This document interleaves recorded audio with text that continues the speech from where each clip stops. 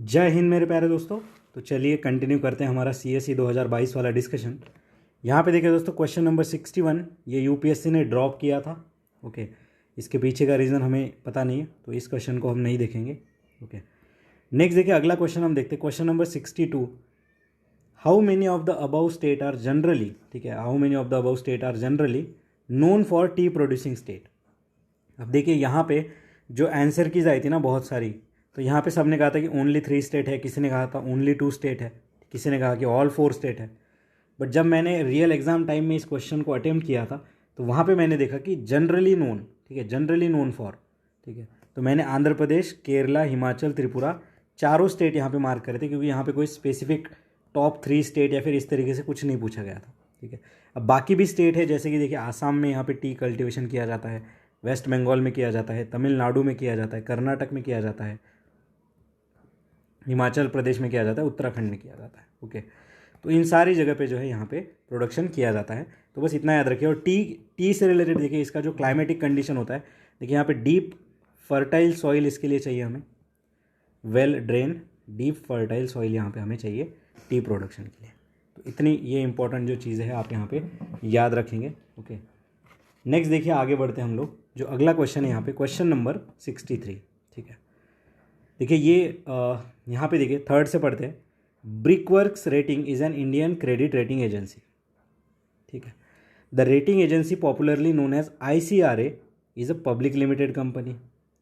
In India credit rating agency is regulated by RBI। देखिए credit rating agency is regulated by RBI। यहाँ पे देखिए दोस्तों, institution UPSC ने चेंज कर दिया, इट इज़ नॉट RBI, ये सेबी है जो कि इसे रेगुलेट करता है। ओके, और ये जो रेटिंग एजेंसी जो है ICRA, ये पब्लिक लिमिटेड कंपनी जो है, ये Bombay stock exchange and national stock exchange पे लिस्टेड है इसके शेयर, ठीक है। एंड ब्रिकवर्क रेटिंग जो है इंडियन क्रेडिट रेटिंग एजेंसी है, करेक्ट है, और ये अंडर सेबी के सुपरविजन ये काम करता है, ठीक है। तो देखिए यहाँ पे RBI को सेबी से जो है स्वैप कर दिया है, ठीक है। और credit rating agency, stock, share market, ठीक है, कॉर्पोरेट से रिलेटेड जो चीज़ें सेबी करता है। तो यहाँ पे ये वाला ट्रैप याद रखिए कि RBI जो है यहाँ पे इस तरीके से स्वैप कर दिया गया था। यहाँ पे आंसर आ जाएगा हमारा 2 और 3। बाकी बस इतनी चीज़ें थी जो कि हमारे काम की है इस पर्टिकुलर क्वेश्चन में। नेक्स्ट आगे बढ़ते हैं। बैंक बोर्ड ब्यूरो के बारे में क्वेश्चन है, ठीक है। 3 स्टेटमेंट है, ठीक है, 3 स्टेटमेंट है। ऑप्शन देखिए थर्ड, BBB हेल्प्स, देखिए वर्ड देखिए हेल्प करता है, helps public sector bank in developing strategies and capital raising company. देखिए हेल्प्स वर्ड अगर आता है तो ये मॉडरेटली देखिए एम, इसका ऑब्जेक्टिव डिनोट कर रहा है। BBB recommends for the selection of heads of the public sector bank. अब देखिए ये जो स्टेटमेंट है दोस्तों, ये स्टेटमेंट जो है डायरेक्टली 2019 के CSE प्रीलिम से आया है। ये आपको जब हम 2019 वाला पेपर करेंगे तब मैं आपको बताऊंगा। और नेक्स्ट देखिए, governor of RBI is the chairman of BBB। ये देखिए दोस्तों, ये स्टेटमेंट यहाँ पे गलत है, ठीक है। गवर्नर ऑफ RBI यहाँ पे नहीं होता है, ठीक है। तो बैंक बोर्ड ब्यूरो का चेयरमैन RBI गवर्नर नहीं होता। तो यहाँ पे आंसर क्या आ जाएगा हमारा, आंसर आ जाएगा हमारा 2 और 3, ठीक है। आंसर इज 2 और 3। तो बस ये चीज़ें हमें याद रखनी थी बैंक बोर्ड ब्यूरो के बारे में।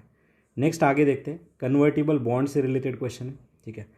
अब देखिए यहाँ पे सेकंड स्टेटमेंट देखिए, अब देखिए कन्वर्टिबल है मतलब बॉन्ड कन्वर्ट हो रहा है। सेकंड स्टेटमेंट देखिए, the option to convert to equity, मतलब देखिए कन्वर्टिबल बॉन्ड है, affords bond holder a degree of indexation to the rising consumer price. As there is an option to exchange the bond for equity, convertible bond pay lower interest rate, ठीक है। अब देखिए यहाँ पे इतना detail में convertible bond के बारे में हमें पता होना मैं एक्सपेक्ट नहीं करता कि इतना डिटेल में किसी ने पढ़ा होगा, ठीक है। अब देखिए सबसे पहले कन्वर्टिबल बॉन्ड क्या होते हैं, तो देखिए दोस्तों ये देखिए कॉर्पोरेट डेट सिक्योरिटी जो होती है, ठीक है, जो कॉर्पोरेट डेट सिक्योरिटी, जो लोन होते हैं, जो बॉन्ड होते हैं, वो कन्वर्ट कर दिए जाते हैं, यहाँ पे कन्वर्ट हो सकते हैं यहाँ पे इक्विटी में या फिर शेयर्स में। मतलब अगर मेरे ऊपर 1 करोड़ का लोन है मेरी कंपनी के ऊपर, तो मैं मेरे शेयर्स में उसे कन्वर्ट कर सकता हूँ और डाइल्यूट कर सकता हूँ, ठीक है। तो कॉर्पोरेट डेट सिक्योरिटी कन्वर्ट करी जाती है यहाँ पे स्टॉक या इक्विटी में, ठीक है। अब यहाँ पे देखिए जब ये कन्वर्ट का हमारे पास ऑप्शन है, तो यहाँ पे लोअर इंटरेस्ट रेट दिया जाता है, ऐसा कह रहा है। अब देखिए अगर कोई चीज़ हमें एक्स्ट्रा यहाँ पे ऑफर करी जा रही है, तो उसका कुछ ना कुछ हमें यहाँ पे जो है इन टर्म्स ऑफ मनी वहाँ पे कुछ ना कुछ हमें देना ही पड़ेगा ज़्यादा। तो वही चीज़ है, there is an option to exchange bond for equity, convertible bonds may pay lower interest rate. तो इससे क्या होता है, देखिए बॉन्ड जो होता है ना वो एक तरीके से लोन होता है, ठीक है, जो होता है एक तरीके से लोन होता है, और इस लोन पे देखिए हमें इंटरेस्ट देना पड़ता है। बट जो इक्विटी होता है ना दोस्तों, इक्विटी यहाँ पे अगर प्रॉफिट होता है तो ही ओनर को जो है यहाँ पे पैसा मिलेगा, ठीक है। बट यहाँ पे जो है बॉन्ड के कंटेक्स्ट में आपको प्रॉफिट हो लॉस हो आपको यहाँ पे पैसा देना ही पड़ेगा इंटरेस्ट का। बट शेयर्स में क्या होता है, अगर प्रॉफिट हुआ तो आपका प्रॉफिट, अगर लॉस हुआ तो आपका लॉस, क्योंकि आप यहाँ पे ओनर बन जाते हो। तो वही चीज़ है कन्वर्टिबल बॉन्ड में, अगर आप बॉन्ड टू इक्विटी या फिर इक्विटी टू बॉन्ड यहाँ पे चेंज करना चाह रहे हो तो आपको लोअर इंटरेस्ट रेट देना पड़ेगा, ये स्टेटमेंट सही है। और यहाँ पे देखिए डिग्री ऑफ इंडेक्सेशन होता है जो कि एडजस्ट कर दिया जाता है हमारे इन्फ्लेशन के साथ, ये स्टेटमेंट भी यहाँ पे करेक्ट है। तो देखिए कन्वर्टिबल बॉन्ड के बारे में ये 2 स्टेटमेंट हमें यहाँ पे पता होनी चाहिए, और यहाँ पे आंसर है हमारा बोथ 1 और 2। इसे थोड़ा टफ में क्वेश्चन कहूँगा, तो बस यही चीज़ें थी इस पर्टिकुलर क्वेश्चन के बारे में। बाकी नेक्स्ट अगला क्वेश्चन हम यहाँ पे देखते हैं, क्वेश्चन नंबर 66, ठीक है। India is member of which one of the following. देखिए IR वाले मास्टर वीडियो सेशन में मैंने आपको बताया भी था कि किस तरीके से देखिए यहाँ पे जो है क्वेश्चंस बनाए जाते हैं, ठीक है, किस तरीके से यहाँ पे क्वेश्चन बनाए जाते हैं। मैंने बताया भी था कि जब भी हम कोई इंस्टीट्यूशन पढ़े तो हमें यहाँ पे पता रखना है कि इंडिया इसका मेंबर है या नहीं है, ठीक है, इंडिया इसका मेंबर है या नहीं है। और ये जितने भी ऑप्शन है ना दोस्तों, ये सारे PYQs में बहुत बार रिपीट हो चुके हैं। ये देखिए ये सारे के सारे PYQs में बहुत बारी जो है यहाँ पे रिपीट हो चुके हैं। और यहाँ पे जब हम देखेंगे तो देखिए SCO, MTCR and Asia infrastructure investment bank, इन तीनों का इंडिया मेंबर है दोस्तों, इन तीनों का इंडिया मेंबर है। अब इनके बारे में हम थोड़ी थोड़ी इन्फॉर्मेशन यहाँ पे देखते हैं जो कि हमें जो है हेल्प करेगी हमारे अगले अटेम्प्ट में जब भी हम प्रीलिम्स देंगे, ठीक है। तो यहाँ पे देखिए दोस्तों, सबसे पहले शंघाई कॉरपोरेशन ऑर्गेनाइजेशन से स्टार्ट करते हैं। अब देखिए शंघाई ये जो शहर है ये हमारे चाइना का शहर है, ठीक है। इसमें देखिए 8 हमारे मेंबर कंट्रीज़ हैं। अब 8 मेंबर कंट्रीज़ कौन सी है, तो इन्हें हम पेयर में याद रखते हैं। देखिए कज़ाकिस्तान, किर्गिस्तान, ठीक है, कज़ाकिस्तान किर्गिस्तान, ये सेंट्रल एशिया वाले हो गए। फिर देखिए रशिया, चाइना एंड उज़्बेकिस्तान, देखिए उज़्बेकिस्तान भी सेंट्रल एशिया वाला है, ठीक है। उज़्बेकिस्तान के पास यहाँ पे देखिए ताजिकिस्तान, ठीक है, ताजिकिस्तान। फिर देखिए इंडिया और पाकिस्तान, ऐसे पेयर में याद रखिए। और फिर देखिए यहाँ पे ईरान है, ठीक है, फिर देखिए यहाँ पे ईरान है। और यहाँ पे ध्यान रखने लायक बात है दोस्तों, जो 5 सेंट्रल एशियन कंट्रीज़ है, ठीक है, देखिए कज़ाकिस्तान, किर्गिस्तान, उज़्बेकिस्तान, ताजिकिस्तान, इनमें से बस एक कंट्री यहाँ पे नहीं है, वो याद रखिए, तुर्कमेनिस्तान इसमें नहीं है। तो UPSC इसी को देगा कि बोलेगा कि Turkmenistan is the part of SCO, ऐसे करके ऑप्शन बना सकता है। SCO देखिए 2001 में इस्टेब्लिश हुआ था, ठीक है, ये 2001 में इस्टेब्लिश हुआ था। और यहाँ पे देखिए अफगानिस्तान हो गया, बेलारूस, मंगोलिया, ये सब जो है इसके ऑब्जर्वर है। ऑब्जर्वर के ऊपर हमें ज़्यादा जो है ध्यान यहाँ पे नहीं देना है, ठीक है। तो ये 8 कंट्रीज़, थोड़ा सा ओवरव्यू आइडिया रखिए आप यहाँ पे। नेक्स्ट देखिए यहाँ पे MTCR क्या है। MTCR देखिए दोस्तों ये 1987 में बना था, G7 कंट्रीज़ ने मिलकर इसे बनाया था, ठीक है। ये देखिए एक वॉलेंट्री ग्रुप है दोस्तों, वॉलेंट्री ग्रुप है जहाँ पे वेपन्स ऑफ मास डिस्ट्रक्शन से रिलेटेड यहाँ पे रेस्ट्रिक्शन लगाए जाते हैं, जिनमें देखिए आप 500 किलो से ज़्यादा वेट वाली मिसाइल और 300 किलोमीटर से ज़्यादा रेंज वाली जो है न्यूक्लियर वॉरहेड वाली मिसाइल आप यहाँ पे नहीं बना सकते अंडर MTCR कंट्रोल। तो इतना याद रखिए, 500 kg और 300 किलोमीटर, ठीक है। नेक्स्ट देखिए एशिया इंफ्रास्ट्रक्चर इन्वेस्टमेंट बैंक, ठीक है, इसके बारे में अगर हम देखेंगे तो यहाँ पे देखिए 2016 में बना था AIIB, ठीक है, ये बीजिंग में इसका हेडक्वार्टर सिचुएटेड है। और इसका अगर हम फंडिंग वाला पैटर्न देखें या फिर जो शेयर है, तो यहाँ पे देखिए चाइना का सबसे ज़्यादा है, उसके बाद इंडिया का है। तो सेकंड नंबर पे इंडिया है, इतना याद रखिए, India is not a top most, ठीक है, चाइना सबसे आगे है और इंडिया इसके बाद है, ठीक है। तो इस तरीके से हमने इन तीनों के बारे में जो है सिलेक्टिव इन्फॉर्मेशन यहाँ पे देखी। अब आगे बढ़ते हैं। उसके बाद देखिए नेक्स्ट यहाँ पे है क्वेश्चन, 5 स्टेटमेंट है। जैसा ही ऐसा क्वेश्चन देखिए मुस्कुराने है, क्योंकि ये बहुत ईजी है। सबसे पहले 5 स्टेटमेंट है, पाँचों के पास तो सही नहीं होंगे। नीचे देखते हैं, 5 में से एटमैक्स 3 सही है और एटलीस्ट 2 सही है, मतलब यहाँ पे या तो 2 गलत ही है, 2 तो यहाँ पे गलत है और एटमैक्स 3 गलत है। चलिए अब देखते हैं, 5th से पढ़ना चालू करते हैं। अब देखिए पाँचों में सबसे गलत ढूंढना है और सबसे सही कौन सा लग रहा है ये ढूंढना है। Vietnam has the most productive service sector in the Indo Pacific region. देखिए मोस्ट प्रोडक्टिव एक्सट्रीम वर्ड है। For long time Vietnam's low labour cost and stable exchange rate have attracted global manufacturers. Vietnam's economic growth is linked to its integration with global supply chain and focus on exports. Vietnam is led by a multi-party political system. मुझे नहीं पता क्या है। Vietnam has been one of the fastest growing economies in the world in the recent year. देखिए अब यहाँ पे master video sessions में जितने वर्ड्स, जो भी कीवर्ड्स मैंने आपको बताए थे, सब अप्लाई करिए और सोचिए यहाँ पे सबसे ज़्यादा सही कौन सा लग रहा है और सबसे ज़्यादा गलत कौन सा लग रहा है। तो आई होप आपने यहाँ पे सोच लिया होगा। देखिए यहाँ पे ये वर्ड देखिए, वन ऑफ द, यहाँ पे बोला कि ये एक है, ऐसा कि सब में से एक है। Vietnam has been one of the fastest growing economies in the world in the recent years. ठीक है, तो ये सही होने के चांसेस मुझे सबसे ज़्यादा लग रहे हैं। फिर मैंने ऑप्शन देखा तो वन कहाँ पे है, वन देखिए बस दो जगह पे है, ये दो तो उड़ गए, बचा क्या देखिए 1 3 4 एंड 1 2। अब देखिए अब खेल है, 1 1 तो कॉमन है, अब देखिए 3 4 एंड 2 में से मुझे देखना है, 5 तो यहाँ पे अपने आप ही हट गया। अब कैसे हट गया देखिए, Vietnam has the most productive E service sector in Indo Pacific. अब इंडो पैसिफिक कितना बड़ा एरिया है, इसमें देखिए सिंगापुर है, साउथ कोरिया है, जापान है, और ई सर्विस सेक्टर की बात हो रही है यहाँ पे। ये जो कंट्रीज़ है सिंगापुर, साउथ कोरिया, ये पहले ही इनमें बहुत ज़्यादा आगे बढ़ चुके हैं। तो यहाँ पे वियतनाम नहीं है दोस्तों, यहाँ पे सिंगापुर है, और ये स्टेटमेंट वैसे भी हमने हटा ही दिया है। अब देखिए बचा 3 4 एंड 2 में देखते हैं। ठीक है, चलिए अब देखते हैं 2 क्या कह रहा है कि it has multi party political system, और 3 एंड 4 क्या कह रहा है देखिए, 3 एंड 4 क्या कह रहा है कि वियतनाम की जो इकोनॉमिक ग्रोथ है लिंक हुई है उसकी integration with global supply chain. Plain statement कह रहा है कि हाँ वियतनाम अगर ग्रो किया है, अब देखिए अगर ये ग्रो किया है तो ये इसके रीजंस बता रहे हैं ये दोनों statement. For a long time Vietnam's low labour cost and stable exchange rate have attracted global manufacturing, ये इसके रीजंस बता रहे हैं। अब देखिए अगर हम इसे सही मान रहे हैं तो ये इसके रीजंस बता रहा है, तो इसे हमें सही मानना ही पड़ेगा। तो हम नेचुरली यहाँ पे 1 3 एंड 4 के साथ ही जाएंगे। और अगर सेकंड में देखोगे भी तो मल्टी पार्टी पॉलिटिकल सिस्टम को यहाँ पे सिंगल पार्टी पॉलिटिकल सिस्टम भी हो सकता है, तो स्वैप भी करा जा सकता है। तो यहाँ पे यही चीज़ हुई है, मल्टी पार्टी नहीं है दोस्तों, यहाँ पे जो है वन पार्टी कम्युनिस्ट सरकार चलती है। तो ये हमारा गलत है, बाकी 1 3 4 यहाँ पे सही है। तो देखिए इतना बड़ा क्वेश्चन, यहाँ पे हार नहीं माननी है इस क्वेश्चन को देख के। इस तरीके से अगर आप सॉल्व करते तो आंसर तक पहुँच जाते। यही चीज़ यूपीएससी का एग्जामिनर आपका देखना चाहता है।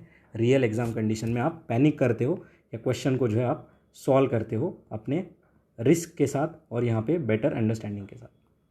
आगे देखिए बहुत ही इजी क्वेश्चन है कि which one of the following maintains the price stability by controlling the inflation. कौन कंट्रोल करता है इन्फ्लेशन को?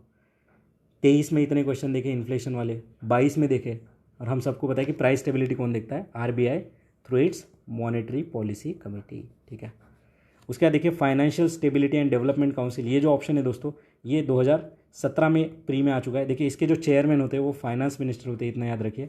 ये जो कंट्री के जो मैक्रो इकोनॉमिक प्रूडेंशियल है इसे स्टेबलाइज करने के लिए काम करते हैं, एफएसडीसी। फिर देखिए एक्सपेंडिचर मैनेजमेंट कमीशन क्या है दोस्तों? तो ये एक्सपेंडिचर जो होता है हमारे सरकार का, इसमें रिफॉर्म लाने की बात करता है, कैसे हमें फिस्कल डेफिसिट को रिड्यूस करना है इसकी बात करता है। ठीक है, और ये 2014 में इस्टेब्लिश करा था एक्सपेंडिचर मैनेजमेंट कमीशन अंडर विमल जालान कमेटी। तो ये नोट डाउन करके रखिए आप, बहुत इंपॉर्टेंट चीज़ मैं आपको यहाँ पे बता रहा हूँ। ठीक है, आई होप ये सारी चीज़ें आपने यहाँ पे नोट डाउन कर ली होगी। और प्राइस स्टेबिलिटी कौन मेंटेन करता है? आरबीआई। बहुत ही ईजी क्वेश्चन है ये। नेक्स्ट देखिए नॉन फंजिबल टोकन के बारे में। ठीक है, नॉन फंजिबल टोकन। ठीक है, यहाँ पे देखिए, अब देखिए फंजिबल होना मतलब क्या? फंजिबल होना मतलब क्या? अगर मेरे पास 100 रुपये का नोट है तो उसे मैं 1 1 रुपये के 100 कॉइन बना सकता हूँ, 20 20 रुपये की 5 नोट्स बना सकता हूँ यहाँ पे जो नोट है, और 50 की 2 नोट बना सकता हूँ, मतलब वो फंजिबल है। ठीक है, नॉन फंजिबल यानी कि वो ऐसे टूट नहीं सकता। ठीक है, मतलब 100 रुपये अगर मैं ऐसे डिवाइड नहीं कर पाऊंगा तो वो नॉन फंजिबल हो जाएगा। इतना सिंपल आप समझिए। अब देखिए यहाँ पे थर्ड स्टेटमेंट देखिए आप, थर्ड स्टेटमेंट क्या कह रहा है? दे कैन बी ट्रेडेड और exchange at equivalency therefore can be use as a medium of commercial transaction. नहीं, ये तो डेफिनेशन हो गई फंजिबल चीज़ों की, और हमें तो ऊपर नॉन फंजिबल पूछा है, तो ये स्टेटमेंट हमारा हो जाएगा गलत। और जैसे ये गलत हुआ आंसर क्या आ गया? 1 एंड 3। अब देखिए नॉन फंजिबल टोकन क्या होते हैं? तो ये देखिए it enable the digital representation of physical asset, जैसे कि पेंटिंग हो गया, फोटो हो गया, इसका डिजिटल रिप्रेजेंटेशन या डिजिटल ओनरशिप हमें मिलेगी। और देखिए यहाँ पे यूनिक कार्टोग्राफिक टोकन होंगे जो कि ब्लॉकचेन के ऊपर, देखिए ब्लॉकचेन के ऊपर कितने सारे ऑप्शंस बनते हैं ब्लॉकचेन टेक्नोलॉजी से रिलेटेड। ठीक है, तो यहाँ पे 1 एंड 2 हमारा सही है, थर्ड हमारा गलत है। क्यों? तो मैंने बता दिया फंजिबल नॉन फंजिबल का डिफरेंस। ठीक है, आगे देखते हैं। नेक्स्ट हमारा जो अगला क्वेश्चन है क्वेश्चन नंबर 70। ठीक है, question number 70 reservoirs and state. यहाँ पे देखिए दोस्तों जो मैथोन है रिजर्वायर, ये छत्तीसगढ़ में है, और कौन से रिवर पे है? याद रखिए बराकर रिवर के ऊपर है ये, बराकर रिवर। ठीक है, यहाँ पे क्या पूछा है दोस्तों? Not correctly match. देखिए अभी मैंने भी इसे ओवरलुक कर दिया था यहाँ पे। ठीक है, तो ये गलती हो जाती है एग्जाम में। देखिए ये क्वेश्चन क्या है? नॉट करेक्ट पूछ रहा है यहाँ पे। अब नॉट करेक्ट कौन सा? देखिए मैथुन छत्तीसगढ़ में नहीं, ये झारखंड में है, मतलब ये नॉट करेक्ट हो गया। इंदिरा सागर देखिए आंध्र प्रदेश में नहीं, ये एमपी में है, मतलब ये गलत हो गया। गांधी सागर देखिए मध्य प्रदेश में है, ये हमारा एकदम करेक्ट है, चंबल रिवर के ऊपर है गांधी सागर। और घाट प्रभा देखिए दोस्तों, ये तेलंगाना में नहीं है, ये कर्नाटका में। और कौन से रिवर पे है? कृष्णा रिवर के ऊपर है, ठीक है। मैथुन हमने देख लिया, ये कौन से रिवर के ऊपर है? ये बराकर रिवर के ऊपर है। इंदिरा सागर कौन से रिवर पे है? नर्मदा रिवर के ऊपर है। तो देखिए मैंने यहाँ पे आपको वैल्यू एडिशन में इसके स्टेट और रिवर दोनों बता दिए हैं। और यहाँ पे हमें क्या पूछा है? गलत पूछा है। तो गलत कितने हैं? फर्स्ट गलत है, थर्ड गलत है, फोर्थ गलत है। तो यहाँ पे आंसर क्या आएगा? ओनली 3 पेयर इज रॉन्ग, ठीक है। तो इस तरीके से हमने इस पर्टिकुलर क्वेश्चन को यहाँ पे देख लिया है, ठीक है। तो only 3 pair is wrong. Next आगे बढ़ते हैं। अब अगला क्वेश्चन हम देखते हैं यहाँ पे। ओके, तो यहाँ पे देखिए, in India which one of the following compiles the information on industrial dispute, closure, retrenchment, layoffs in the factory of employing worker, ठीक है। तो देखिए लेबर से रिलेटेड यहाँ पे क्वेश्चन आ चुका है, ठीक है। तो देखिए दोस्तों, यहाँ पे जो हमारा आंसर है ये है, देखिए industrial dispute, closure, lay off, factory and workers की बात हो रही है, ठीक है। अब यहाँ पे देखिए स्टैटिस्टिकल ऑफिस, ये तो हमारा डेटा कलेक्ट करता है, तो इसको यहाँ से क्या ही लेन देन होगा। DPIIT लग सकता है कि ये हो सकता है आंसर। फिर देखिए national technical man power information system, ये तो इन्फॉर्मेशन ही है ना, ये इन सारे डिस्प्यूट को थोड़ी देखेगा। फिर बचा देखिए C&B, इन दोनों में अगर हम देखेंगे तो यहाँ पे जो मोस्ट अप्रोप्रिएट है हमारा आंसर यहाँ पे C।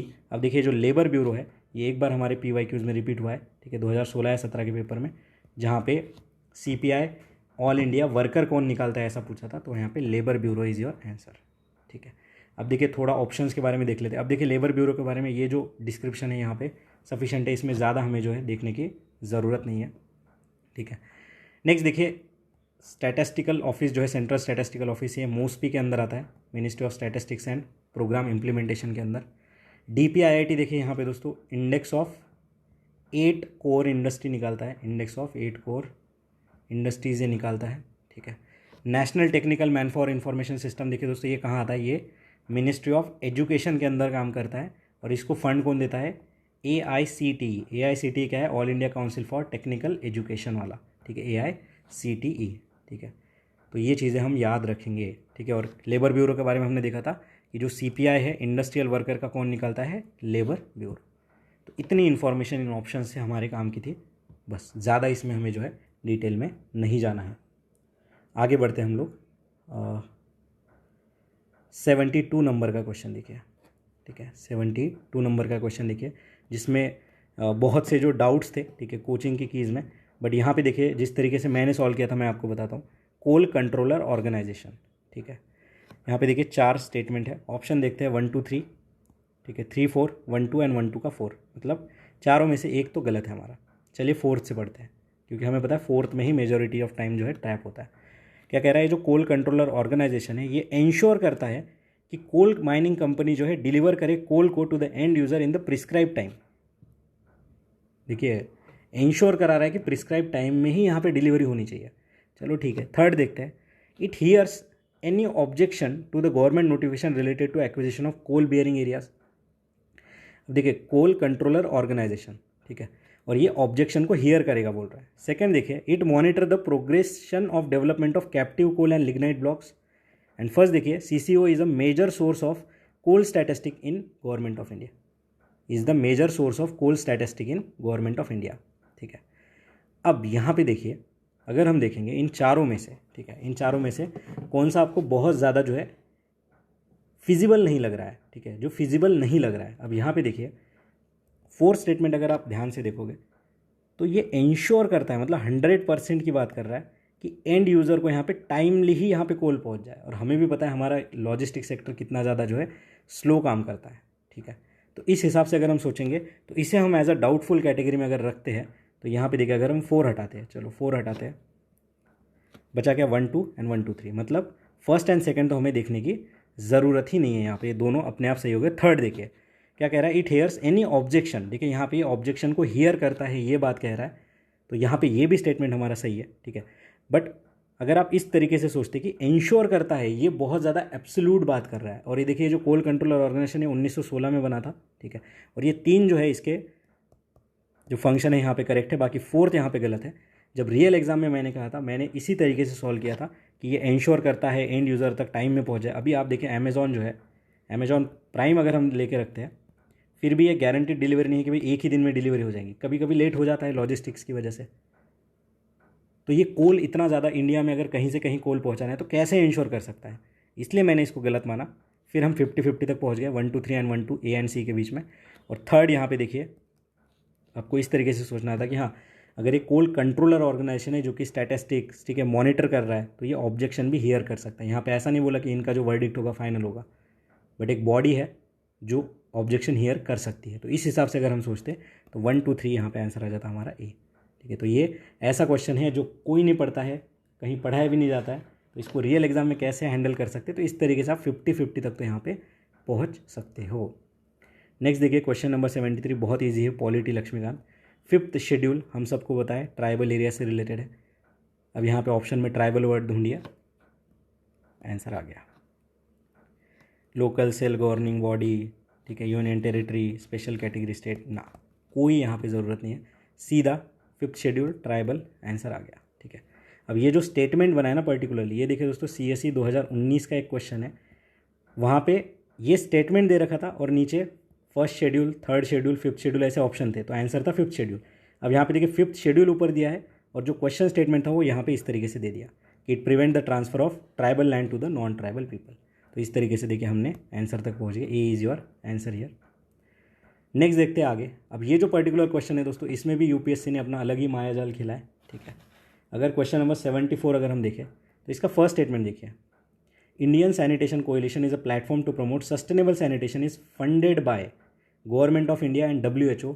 ये गलत है दोस्तों, यहाँ पे WHO नहीं होना चाहिए, यहाँ पे देखिए ऑर्गेनाइजेशन गलत ही दिया है, ये क्या है, यूनिसेफ यहाँ पे होना चाहिए। ठीक है, यूनिसेफ यहाँ पे होना चाहिए। ठीक है, तो ये इंपॉर्टेंट है।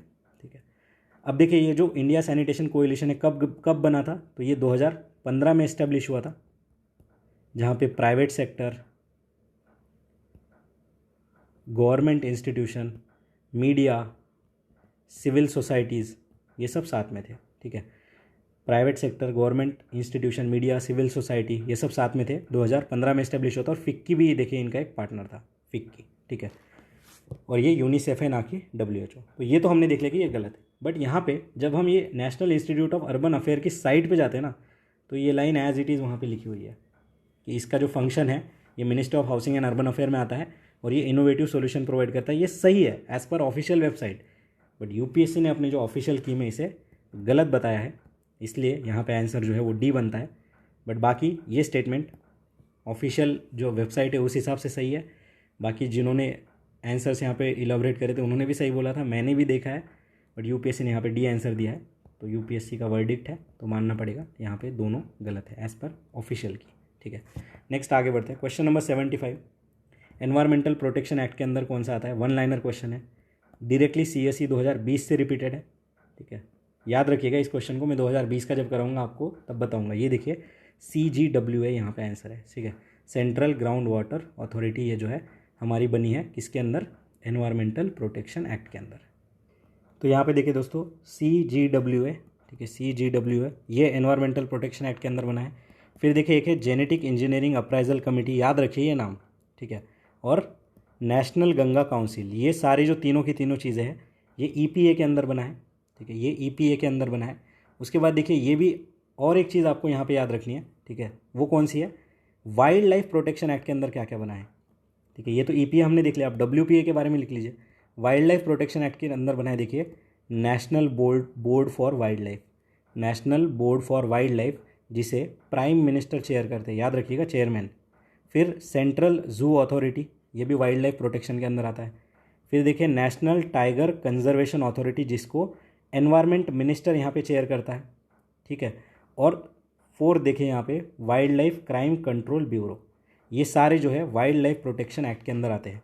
National board for wild life, central zoo authority, NTCA जिसको एनवायरमेंट मिनिस्टर चेयर करता है, NBW जिसे PM चेयर करते हैं, और wild life crime control bureau जिसे वाइल्ड लाइफ प्रोटेक्शन एक्ट के अंदर बना है। और इसके अंदर के हमने 3 देख लिए, CGWA और क्या था यहाँ पे GEAC genetic engineering appraisal committee और नेशनल गंगा काउंसिल। याद रखिए इनके ऊपर क्वेश्चन बन सकता है और आ भी सकता है। अगला देखिए नेक्स्ट, यहाँ पे जो क्वेश्चन है थोड़ा डिफिकल्ट क्वेश्चन मैं कहूँगा, यूनाइटेड नेशन क्रीडेंशियल कमेटी से रिलेटेड है, यूनाइटेड नेशन क्रीडेंशियल कमेटी से रिलेटेड है। यहाँ पे देखिए दोस्तों 3rd statement, it assess the credential of all UN member before submitting a report to the general assembly for approval. देखिए कमेटी है क्रीडेंशियल कमेटी, और यहाँ पे देखिए क्रीडेंशियल वर्ड है, और सारे मेंबर्स का ये देखता है बिफोर असेंबली। तो ये कमिटी है, इसका काम बोल रहा है, यहाँ पे ऑल वर्ड है इसलिए इसे गलत मत मानिए, ठीक है। ये डे टू डे जो एक्टिविटीज़ होती है वहाँ पे देखता होगा, ठीक है। It traditionally meets in March, June and September every year and a committee setup bye UN security council and works under it supervision. देखिए यहाँ पे सिक्योरिटी काउंसिल और यहाँ पे क्या कह रहा है, जनरल असेंबली।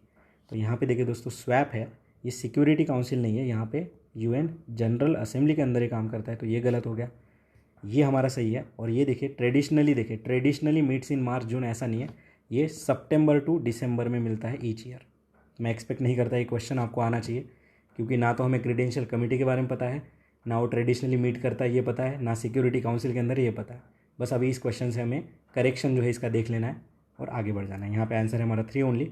बाकी देखिए हमने देख लिया सितंबर टू दिसंबर ईच ईयर होता है और ये यूएनजीए के अंदर है, ना कि सिक्योरिटी काउंसिल, ठीक है।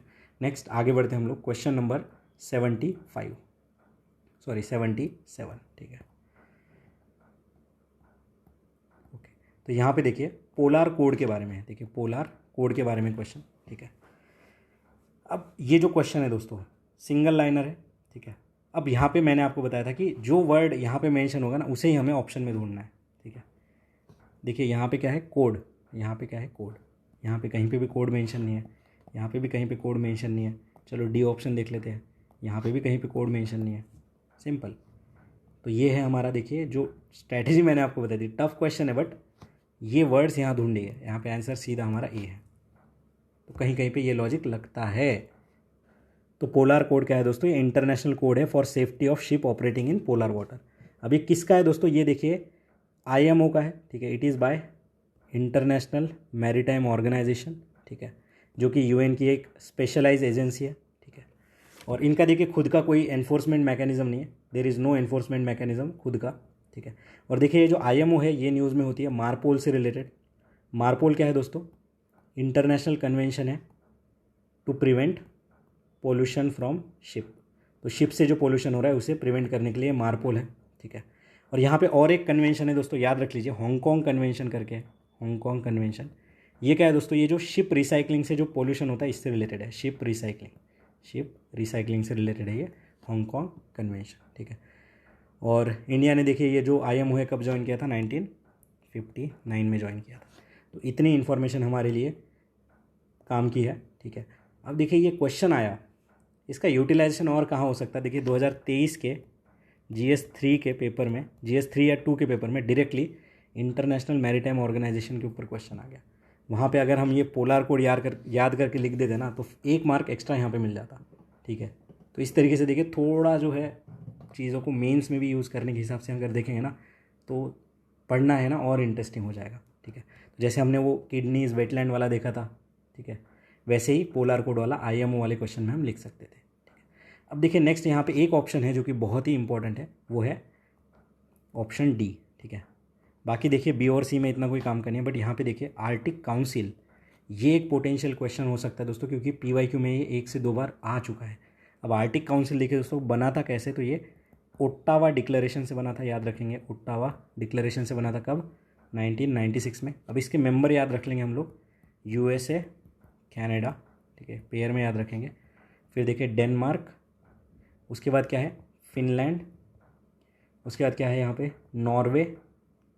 नॉर्वे, ठीक है, डेनमार्क, फिनलैंड, नॉर्वे। उसके बाद क्या है यहाँ पे आइसलैंड, स्वीडन, और फिर है हमारा यहाँ पे रशिया, ठीक है। तो देखिए USA, कनाडा, रशिया, ये बड़े बड़े कंट्री, और ये 4-5 जो हमारे छोटे, Denmark, Finland, Iceland, Norway, Sweden, ठीक है। तो ये 5 छोटे छोटे हो गए और 3 बड़े बड़े, तो कितने हो गए 8। और ओट्टावा डिक्लेरेशन, इतना याद रखिए, ठीक है। बस यही हमारे काम का है, यहाँ पे इंडिया इसका मेंबर नहीं है, ठीक है। आगे देखते हैं next, United nation general assembly के बारे में क्वेश्चन है। देखिए पहले हमने यूएन क्रेडेंशियल कमेटी वाला क्वेश्चन देखा, अब यहाँ पे क्वेश्चन आ गया यूएन जनरल असेंबली वाला। अब तीनों स्टेटमेंट देखिए क्या कहता है। अब देखिए यूनाइटेड नेशन पूरे वर्ल्ड लेवल की बात हो रही है, तो इसको बहुत वाइडर लेवल पे हमें सोचना है। क्या कह रहा है, permanent observer in the UN can maintain mission at UN headquarter, can maintain. Inter governmental organization can seek observer status in UN general assembly. यहाँ पे यूएन सिक्योरिटी काउंसिल की बात नहीं हो रही है, जहाँ पे बस 5 परमानेंट और 10 नॉन परमानेंट मेंबर है, ये इसकी बात नहीं हो रही है, यूएन जनरल असेंबली की बात हो रही है। UN general assembly can grant observer status to non member state. तो देखिए कैन कैन कैन कुछ दिख रहा है आपको सिमिलैरिटी यहाँ पे कि किस तरीके से कैन वर्ड से हमें हिंट दे रहा है एग्जामिनर। अब इंटर गवर्नमेंटल ऑर्गेनाइजेशन जैसे ISA इसका पार्ट है, ठीक है। नॉन मेंबर कंट्री भी इसका पार्ट हो सकता है, ऑब्जर्वर स्टेटस दे सकता है, ठीक है। और यहाँ पे देखिए UN हेडक्वार्टर में अपना मिशन भी मेंटेन कर सकता है। तो यहाँ पे आंसर क्या है, 1 2 3 तीनों यहाँ पे करेक्ट है, ठीक है। वाइडर लेवल पे हमें सोचना था, मैंने आपको बताया भी था, कोई यहाँ पे फैक्ट नहीं है जो कि हम यहाँ पे गलत साबित कर पाए, ठीक है। तो इस तरीके से आंसर क्या आ गया हमारा 78 का D, ठीक है। अगला देखिए टी बोर्ड, ठीक है। टी बोर्ड, अब इसे कैसे सॉल्व करना है, देखिए टी बोर्ड PYQ उससे रिपीटेड है क्वेश्चन, कह रहा है tea board is statutory body, ठीक है। It is a regulatory body attach to ministry of agriculture and farmer welfare. Tea board headquarter is located in Bengaluru and board has overseas office at Dubai and Moscow, ठीक है। Option देखिए सबसे पहले अगर option हम देखेंगे यहाँ पे तो 2 2 की पेयर में ऑप्शन है। अब यहाँ पे देखिए ministry of agriculture and welfare, और यहाँ पे देखिए हेड ऑफिस कहाँ पे, बेंगलोर में। अब देखिए हमें पता है कर्नाटक जो है लीडिंग प्रोड्यूसर किसका है, कॉफ़ी का, और टी का हमारा लीडिंग प्रोड्यूसर कौन है, जो हमारा आसाम, वेस्ट बंगाल, ये वाले रीजन है। देखिए अब जिसका हेडक्वार्टर, अब देखिए जिस चीज़ का प्रोडक्शन जहाँ ज़्यादा होता है उसका हेडक्वार्टर वहीं बनता है, ये सिंपल सी चीज़ है। अगर ऐसा है कि टोबैको अगर लेट्स से आंध्र प्रदेश में ज़्यादा हो रहा है तो उसका हेडक्वार्टर आसाम में नहीं होगा, वो आंध्रा में ही होगा। इस लॉजिक से अगर हम जाते हैं यहाँ पे तो हेडक्वार्टर बैंगलोर में नहीं है दोस्तों, ये कॉफ़ी वाला हेडक्वार्टर यहाँ पे है, बट जो टी बोर्ड वाला हेडक्वार्टर है ये कोलकाता में, हमारे वेस्ट बंगाल में। तो थर्ड गलत हो गया, जैसे थर्ड गलत होगा 2 ऑप्शन हमारे ऐसे हट गए, बचा गया 2 4 एंड 1 4। अब देखिए 2 एंड 1 में हमें देखना, मतलब 4 तो हमारा हर हालत में सही है। अब 2 एंड 1 में देखिए tea board is a statutory body और ये मिनिस्ट्री दे रखा है, और मैंने आपको हमेशा बता रखा है कि मिनिस्ट्री गलत होने के चांसेस ज़्यादा है, और यहाँ पे यही चीज़ है, ये जो टी बोर्ड है ये मिनिस्ट्री ऑफ कॉमर्स में है दोस्तों, ना कि मिनिस्ट्री ऑफ एग्रीकल्चर में। देखिए कितना आसानी से यहाँ पे फंसाया है हमें कि टी बोर्ड है, बच्चे सोचेंगे यार टी कॉटन जो एग्रीकल्चर क्रॉप है, चलो तो ये जो है एग्रीकल्चर में, नहीं, ये कॉमर्स मिनिस्ट्री में, ठीक है। And tea board is a statutory body, यहाँ पे सही है। यहाँ पे आंसर क्या आ गया हमारा, आंसर क्या आ गया 1 एंड 4 इज़ करेक्ट, ठीक है। 1 एंड 4 इज़ करेक्ट। तो इस तरीके से देखिए हमने इस क्वेश्चन को सॉल्व किया। नेक्स्ट देखिए ग्रीन वॉशिंग, ठीक है। ग्रीन वॉशिंग से रिलेटेड क्वेश्चन है। अब देखिए इसके ऑप्शन पढ़ते हैं, ठीक है, कैसे हम यहाँ पे आंसर तक पहुँच सकते हैं वो चीज़ हमें जानना बहुत ज़रूरी है। देखिए डी ऑप्शन क्या कह रहा है, making mandatory provision for the environment cost in the government project, ठीक है। फिर इग्नोरिंग, देखिए निगेटिव वर्ड है, ignoring the disasters ecological consequence while undertaking infrastructure development. देखिए infra, non inclusion of ecological and environment cost in the annual financial statement, यानी budget की बात कर रहा है ये। और ए क्या कह रहा है, conveying the false impression that company products are eco friendly and environmentally sound. देखिए ग्रीन वॉशिंग, देखिए ग्रीन यानी कि हमें पता है ग्रीन यानी इको सिस्टम के फेवरेबल चीज़ें होती है, देखिए इको फ्रेंडली वर्ड, ठीक है। फिर देखिए ग्रीन वॉशिंग, जब मैंने एग्जाम टाइम में किया था तो मैंने याद किया था यहाँ पे ब्रेन वॉशिंग। ब्रेन वॉशिंग में क्या किया जाता है, यहाँ पे फॉल्स प्रोपागेंडा हमें सिखाया जाता है, तो इस हिसाब से मैंने देखा false impression, answer A mark किया था। बट फिर भी अगर हम बाकी ऑप्शन अगर देखेंगे ना, तो सबसे पहले तो डी हटाना है कि मैंडेटरी प्रोविजन। अगर मैंडेटरी प्रोविजन होते तो हमने देखा था कि mandatory most of the time गलत होता है, और अगर मैंडेटरी प्रोविजन होता गवर्नमेंट प्रोजेक्ट में, ये कहीं ना कहीं तो हमने पढ़ ही लिया होता। अब देखिए ignoring the disasters ecological consequence of infrastructure development, और यहाँ पे देखिए इसको एनुअल फाइनेंशियल स्टेटमेंट बजट के साथ लिंक कर रहा है, जो कि बहुत ज़्यादा एब्सर्ड यहाँ पे स्टेटमेंट बना है, ठीक है। तो इस तरीके से अगर आप सोचोगे तो यहाँ पे आंसर क्या आएगा हमारा, A is the correct answer, ठीक है। क्वेश्चन टफ, बट यहाँ पे अगर इस तरीके से हमें सोचना था कि ये जो एक्सट्रीम वर्ड है नॉन इंक्लूजन, ठीक है, फिर इग्नोरिंग मैंडेटरी प्रोविजन, बट यहाँ पे अगर हम देखेंगे तो कोई एक्सट्रीम वर्ड नहीं है, conveying false impression that companies product are eco friendly and environmentally sound. तो इस तरीके से हम आंसर तक पहुँच सकते थे। अभी बाकी क्वेश्चन हम नेक्स्ट वीडियो में देखेंगे। धन्यवाद।